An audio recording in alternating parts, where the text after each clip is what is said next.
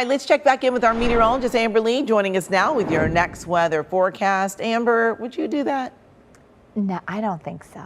I don't. Maybe if it's been done like a lot of, it's a regular thing. I don't think I would be the first. Would you? No, I'm a big chicken. I'm afraid of heights. No.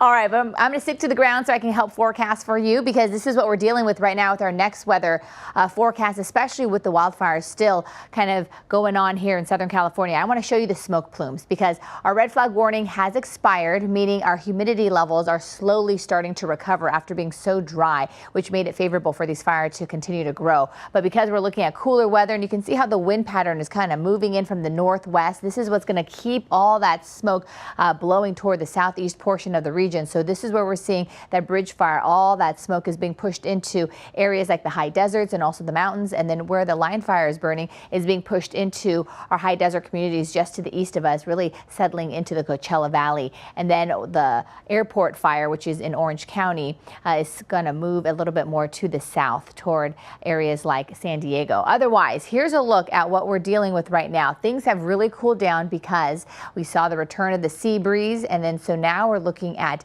temperatures cooler than normal. So here's a look at the air quality alert. This is going to last until about 11 p.m. because of what I showed you with all the smoke. It's really affecting these neighborhoods. And so if you smell smoke or you see ash, you're asked to stay indoors and limit your outdoor exposure. Otherwise, here's a look at our next weather forecast. What we're watching for, as I mentioned, cooler weather has arrived and this cooling trend will continue. We had a deep marine layer about 3,000 feet, worked all the way to the foothills.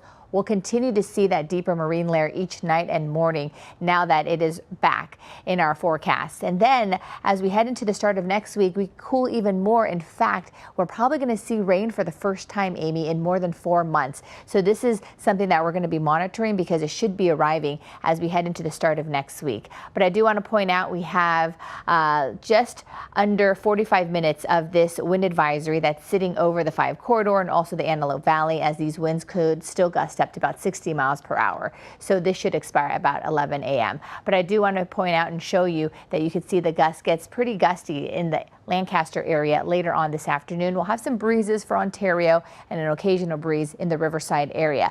But the reason why we're going to start to see rain in the forecast is because we have a low pressure system coming in from the north, and this is what's going to push in more of that cooler air and also a stronger sea breeze. And so with all of that there is a chance we could see rain as early as Sunday night, lingering into Monday morning. You can see just how big that low pressure system is as it gets closer to us here in Southern California. Our next weather forecast, this is our 7-day forecast for LA and Orange County. We're sitting below average today. We'll continue temperatures in the 70s. And then look at this, Amy. We're looking at temperatures getting down into the low 70s, something we also haven't seen in more than 4 months. Back to you. All right, Amber, thanks so much. Now you can get your KCAL news, weather, and live stream all in one place on the CBS News app. Download it free today.